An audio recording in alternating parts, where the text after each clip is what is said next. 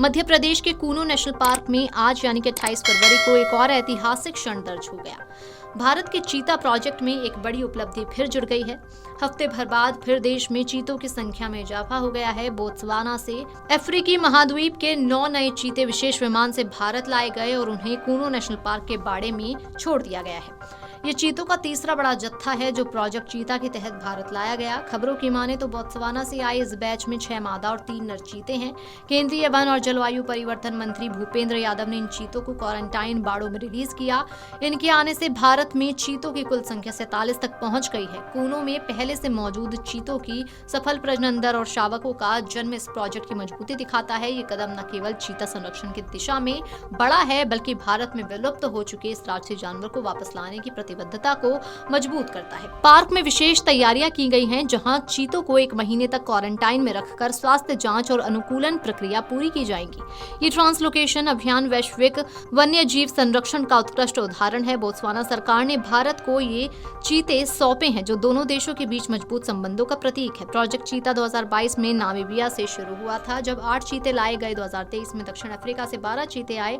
अब बोत्सवाना से तीसरी खेप के साथ आबादी तेजी से बढ़ रही है। कूनो नेशनल पार्क की शिकार की उपलब्धता और सुरक्षित क्षेत्र ने चीतों के प्रजनन को संभव बनाया है। यहाँ कई मादाओं ने शावक दिए हैं, जैसे गामिनी, ज्वाला, आशा। ये सफलता दिखाती है कि भारत में चीता फिर से स्थापित हो सकता है।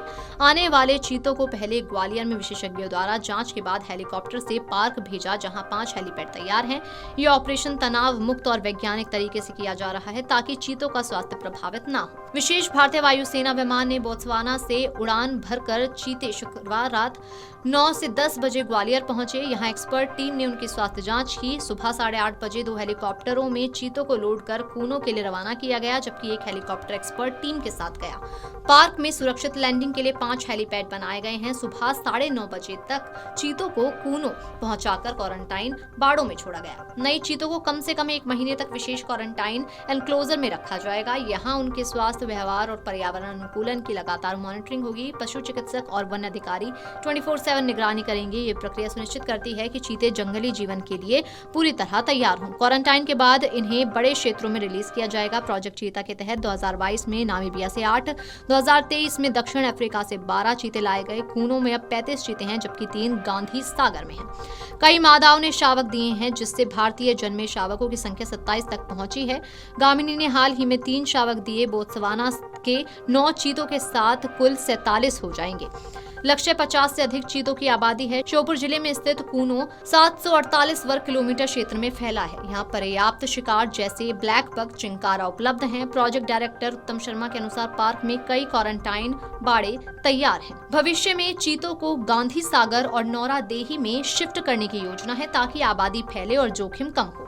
ये अभियान चीता को भारत में वापस लाने का सपना पूरा कर रहा है, जो 1952 में विलुप्त हो गया था। बोत्सवाना, नामीबिया और दक्षिण अफ्रीका के सहयोग से संभव हुआ।